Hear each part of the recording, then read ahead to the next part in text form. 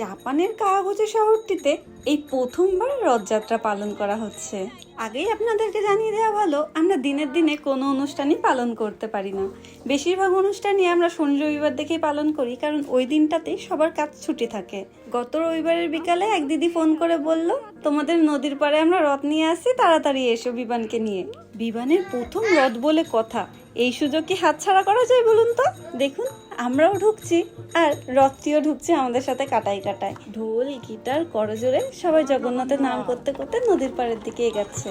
দেখে ভালো লাগলো, আমেরিকা থেকে আসা দুই বিদেশি ভাইও আমাদের সাথে যোগ দিয়েছে। সুদূর বিদেশে থাকার দরুন সব অনুষ্ঠান থেকেই আমরা বিচ্ছিন্ন থাকি। হঠাৎ করে আমাদের অসীমদার উদ্যোগেই এই রথযাত্রাটি পালন হচ্ছে। জগন্নাথ দেব থাকবে, তার সাথে প্রিয় প্রসাদগুলো থাকবে না হতে পারে?